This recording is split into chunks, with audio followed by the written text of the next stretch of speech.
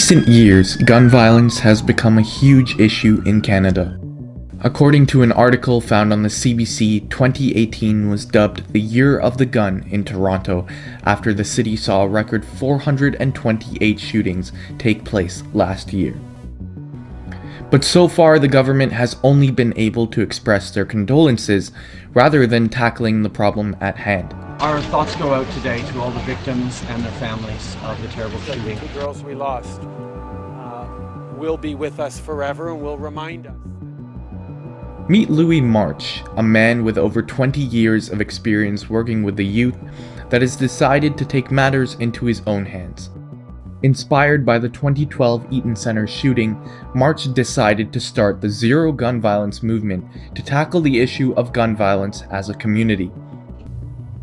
I called a community meeting with youth organizations and said, what's going on? Like, we've never seen this level of violence before. And what can we do to disrupt it? Today, the movement consists of over 40 community organizations that have committed themselves to bringing awareness to the structural and socio-economic conditions that contribute to gun violence. To do that, the movement operate under three main principles: education and awareness, advocacy, and engagement. So education and awareness means going into schools, going into communities, working with these young people to talk about gun violence so they have a better idea as to what's going on. So we advocate. So we've been to Ottawa a couple of times to speak to ministers. We've actually spoken to the Prime Minister about the issue of gun violence. Third piece is about engagement. Who do we engage? They host a number of events throughout the city in an effort to bring communities closer together, their most recent, a Mother's March Against Violence. The march was attended by members of communities from all over the city that came to support families that have lost loved ones and to advocate for a solution that brings an end to the violence. This is very important what we're going to be doing. This is our first time in Toronto, what we're going to be doing, right? First of all, I'd like to thank you for coming out on a Saturday evening and participating in this event. And we're going to walk over to City Hall. And there's a peace garden at City Hall where we're going to congregate. And we're going to do what we need to do. Be silent! No more violence! Guns should be silenced! No more violence! Guns should be silenced! No more violence! Guns should be silenced! No more violence! Guns should be silenced! No more violence! Guns should be silenced! No more violence! Guns should be silenced! Violence! Guns should be silenced! No more violence! Guns should be silenced! No more violence! Guns should be silenced! No more violence! The march concluded with a gathering at the Peace Garden in front of City Hall, where everyone shared stories, celebrated lives, and promised to keep working to bring an end to the violence. I really don't think in the next election that there's one blanket answer for what's going to solve this epidemic of gun violence. I feel like the government definitely can get involved with the parents, hearing what the community has to say, and really creating resources and outlets for the children. We need to address why these children are picking up the weapons in the first place, why they feel that they have no other solutions to get involved with the violence, to potentially get involved in gangs. There's no opportunities available. So we did this march.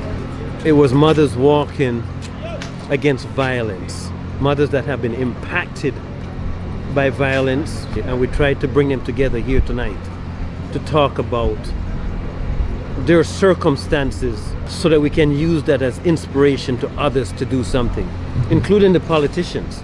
And that's why we chose to end up at City Hall, because they've been remained silent in terms of actions, but loud in terms of empty words. And that's what's concerning to us. For many years, society complained about the lack of initiative taken by the government when it came to dealing with the country's gun problem. But at this year's federal election, gun violence seems to be a popular topic, bringing potential for much needed and promised changes. We will ban military-style assault rifles and start a buyback program for all military-grade weapons that were legally purchased. All four parties seem to have different strategies to tackle the issue, with the Liberals being the most outspoken about their plans. The Green Party promises to implement a similar buyback program, and they support a handgun ban. The NDP, on the other hand, have directed more of their policies toward funding youth programs and community projects. And the Conservative Party plan to target illegal firearms with a focus on gangs. Yes, the guns and gangs is a big problem in this riding, and we're going to work very hard to bring them into control, and we will make sure that the violators don't get bailed out from the court system. And also we're going to crack down on the gangs, like the with very strict rules. The majority of parties talk about banning guns, but is that really the solution? Gord Seipel has been around guns for as long as he can remember. Growing up, he used to accompany his uncle on hunting trips, which only grew his love for guns. Now Gord is the owner of GTA Guns and Gear, a company that provides online auction services for firearms. When asked about the effects a potential ban on AR-15 semi-automatics would have on his business, Seipel did not seem worried at all. Might, over the course of a year, have 5 or 6 AR-15 type of firearms. Problem is, it's about politics. They want to get reelected. And one of the best things to do is to create a boogeyman. The AR-15 has not been used in any gun gang violence. Not once, not ever, not at all. It's a manufactured boogeyman. Like March, Seipel believes that guns are not the main contributor of gun violence. However, he does think politicians like to distort the facts about some kinds of guns. He thinks they do that to get elected. I think it's a social issue. I think we got a lot of places where in the city where people are desperate. They feel marginalized, and they turn to violence and drugs and guns to survive. According to an article found on Launch.to, studies have found that throughout Toronto, areas that have been affected by gun violence also have high rates of poverty and lack of funding for public infrastructure. Places like Regent Park, Thorncliffe Park, Oak Ridge, and Moss Park. So Seipel says the government and its party members are clearly not seeing the bigger picture. Don't get mad about the guns, and don't get mad about people. Get mad about bad people with guns. Banning guns is a part of the solution. You cannot talk about banning guns if you do not talk about banning poverty.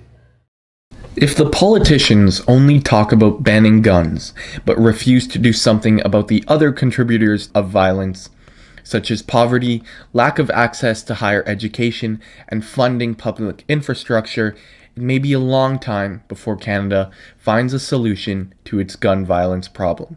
Nathan Fernandes for Say News.